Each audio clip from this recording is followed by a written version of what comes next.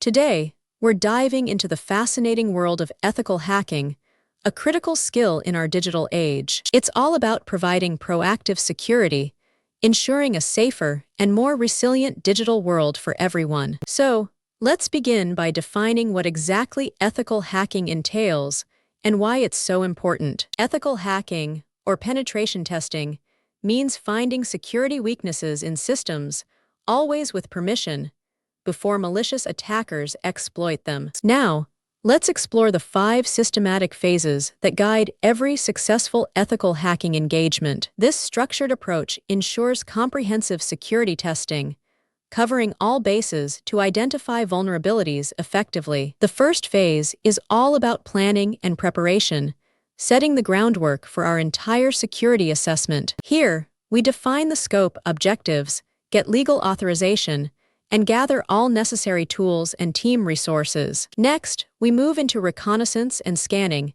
gathering vital intelligence about our target system. This involves passively and actively collecting information, identifying live hosts, open ports, and potential vulnerabilities. Then comes the exploitation and post-exploitation phase, where we test discovered vulnerabilities. We attempt to gain unauthorized access, maintain it, and escalate privileges to understand the full impact. Following that, we meticulously report findings, documenting everything we discovered during the test. We detail vulnerabilities, exploitation methods, risks, and provide clear, actionable recommendations for remediation. Finally, the remediate and verify phase ensures that all identified security weaknesses are properly fixed. We implement the recommended fixes and conduct follow-up tests to confirm that the vulnerabilities are truly resolved. Let's delve deeper into reconnaissance, distinguishing between its passive and active forms. This phase is crucial for gathering comprehensive intelligence about our target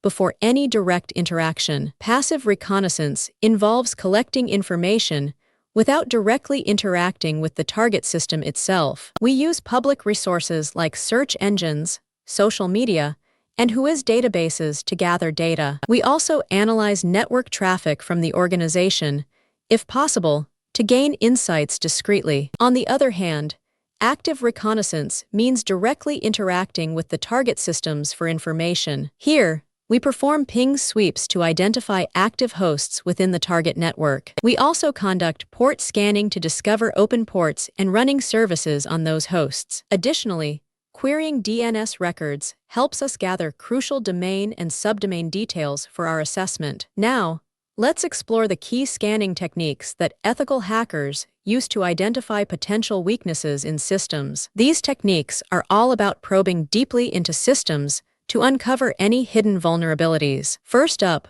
we have network scanning, a fundamental step in understanding network architecture and services. This helps us discover active hosts, identify open ports, and see what services are currently running. Next, vulnerability scanning focuses on automatically identifying known weaknesses in systems and applications. It helps pinpoint known weaknesses within system software and various configuration settings. Then, web applications scanning specifically targets web applications to find common security flaws. We test web applications for critical vulnerabilities like SQL injection or cross-site scripting, also known as XSS. Finally, wireless network scanning is crucial for assessing the security posture of Wi-Fi networks. This technique allows us to thoroughly assess the overall security of various wireless networks. Now we move to exploitation, which is the phase where unauthorized access is gained into a system. This crucial step involves leveraging the vulnerabilities we identified during the scanning phase. Let's start with buffer overflow,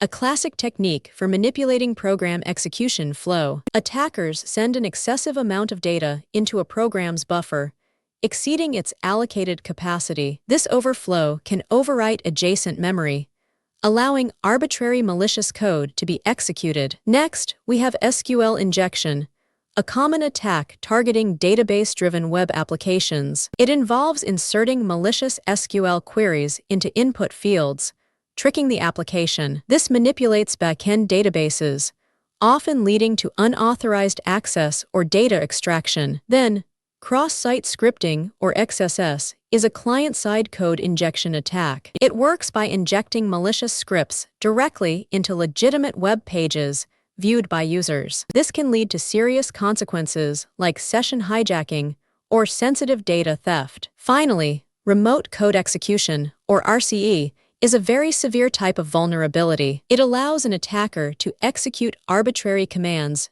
directly on a remote server. This critical vulnerability often results from inadequately implemented input validation mechanisms. Once initial access is gained, ethical hackers pursue specific post-exploitation goals to assess deeper impact. These goals are all about deepening control and understanding the full extent of a breach. First, privilege escalation aims to gain higher-level access within the compromised system. This means moving from a basic user to more powerful roles, such as administrator status. Next, lateral movement involves compromising additional systems within the same network. The goal is to move across the network, compromising other systems to expand control. Persistence mechanisms are crucial for maintaining access to compromised systems over time. This ensures continued access even after system reboots or user logouts occur. Data exfiltration focuses on covertly extracting sensitive information from the compromised environment. The objective is to secretly extract sensitive data from the systems we've breached. Finally, cleaning up is essential to remove any traces of the penetration test activities. This involves carefully removing all evidence of our activities to avoid any detection. Now, let's look at the anatomy of a penetration test report, a critical deliverable. This report is vital for communicating all findings clearly and effectively to stakeholders. The executive summary provides a high-level overview, perfect for non-technical leadership. It includes key findings and an overall risk assessment for all non-technical stakeholders. The methodology section details the approach taken during the penetration test. Here, we explain the testing approach, specific tools, and techniques used throughout the assessment. Detailed findings provide an in-depth description of every vulnerability discovered. This section includes technical details, screenshots, and proof-of-concept exploits for each vulnerability. Risk and impact analyzes the potential severity and consequences of each vulnerability. We analyze risks, considering how easy exploitation is and the potential damage it could cause. Finally, the recommendations section offers actionable advice for remediation. These are actionable suggestions to remediate vulnerabilities and prevent future occurrences, tailored to your organization. Now, let's talk about remediation, which is all about fixing the vulnerabilities we've found to make systems secure. Our goal here is to significantly strengthen the overall security posture of the organization, making it more resilient. First, let's look at the technical fixes, which involve direct changes to systems and software. This means consistently applying software patches and updates to address known security flaws promptly. We also need to modify system and application configurations to enhance security settings and reduce risks. Implementing network segmentation is crucial to limit the spread of an attack if a breach occurs. And of course, enhancing access controls with multi-factor authentication adds a vital layer of security. Next, we focus on the process and people aspect, as security is not just about technology. It's essential to conduct regular security awareness training for all employees, making them the first line of defense. We must also improve our incident response plans and capabilities to react effectively to security events. Regularly updating security policies and procedures ensures they remain relevant and effective against new threats. Finally, performing retesting is critical to verify that all implemented fixes are truly effective and robust. Now, let's discuss the ethical imperative behind all our ethical hacking activities. Ethical hacking is fundamentally about improving security, not causing harm, demanding strict adherence to legal authorization and scope. Let's now summarize the key concepts we've covered in our discussion on ethical hacking. Here are the key takeaways you should remember regarding the practice of ethical hacking. Remember, Ethical hacking proactively identifies and fixes system vulnerabilities, always with proper permission. It follows a structured methodology, guiding us through every stage, from initial planning right through to remediation. Reconnaissance and scanning are vital steps to gather crucial information about the target system. Exploitation then leverages identified weaknesses to gain authorized access, testing the system's defenses. Post-exploitation focuses on deepening control and maintaining access, simulating a real-world attacker's persistence. Finally, detailed reporting and effective remediation are absolutely vital for continuously improving overall security.